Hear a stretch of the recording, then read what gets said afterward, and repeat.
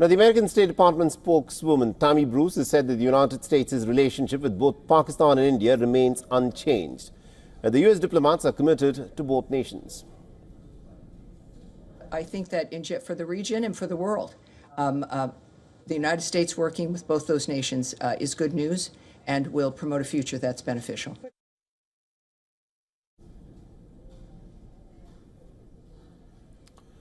The statement by the White House spokesperson was in response to the Pakistani Army Chief General Asim Munir's recent visit to the United States, where he has issued a nuclear threat against India. Now, General Asim Munir threatened to take down half the world if Pakistan faces any kind of an existential threat in a future war with India. The White House spokesperson did not condemn Asim Munir's remarks. Now, the US's reaffirmation of its ties with Pakistan comes against the backdrop of Trump's efforts to bolster relations with Pakistan. Last week, the Pakistani Army Chief made his second visit to the United States in 2 months. In his June visit, Asim Munir was hosted by Donald Trump at the White House. Additionally, the US had recently designated the Baloch Liberation Army as a terror organization, and Trump had recently signed an oil trade deal with Pakistan. And on the 12th of August, the two countries held the latest round of counter-terrorism dialogue in Islamabad. In a joint statement after the US-Pak dialogue in Islamabad, the US lauded Pakistan's counter-terrorism efforts and offered condolences for the recent attacks in Pakistan. There has been a US-Pakistan counterterrorism dialogue that was established. At this dialogue in Islamabad, the United States and Pakistan reaffirmed their shared commitment to combating terrorism in all its forms and manifestations during this latest round of the talks in Islamabad. The United States and Pakistan discussed ways to enhance cooperation to counter terrorist threats.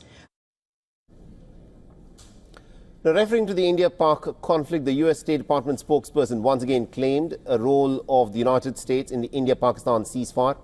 This, even as India has repeatedly maintained that there was no US mediation before the ceasefire was reached after India carried out Operation Sindoor in retaliation for the Pahalgam terror attack. We described the nature of the phone calls, the work that we did to stop the attacks and to then bring the parties together so we could have something that was enduring.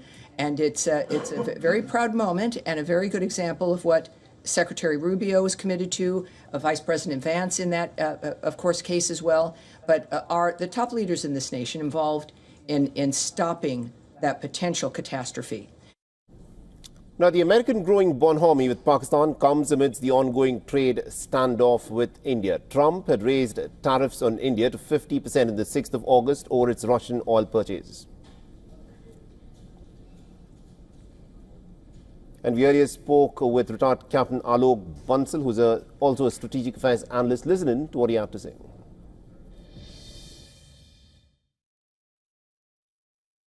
US probably either is, I think, trying to gloss over the fact that Pakistan itself was actually creator of many of these terrorist outfits. Of course, what the Balochistan nationalist movement is quite different. BLA has indulged in certain acts of violence, and so its declaration of BLA as probably a terrorist organization could still be justified at the behest of Pakistan. But the open support for Pakistan that is emanating from DC is actually quite disheartening, especially considering the fact that Pakistani government today is far from a democracy.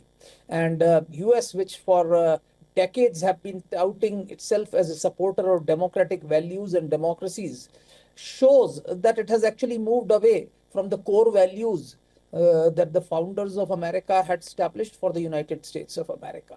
Now, please understand, BLA may have indulged in violence, but Baloch nationalist movement has genuine grievances. And many politicians within Pakistan, many people across the globe have highlighted it. The Baloch have been tortured. There has been actually hundreds of Baloch overground activists are missing.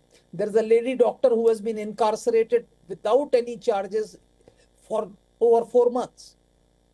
She was named as one of the most influential persons by the Time magazine. She was not allowed to fly out despite having valid passport and visas. So I think this statement is extremely one-sided, which is coming from US establishment. I think US seems to be showing its unstinted support to Pakistan at this point of time. And consequently, there is euphoria as far as Pakistan and its media is concerned. For all the latest news, download the WION app and subscribe to our YouTube channel.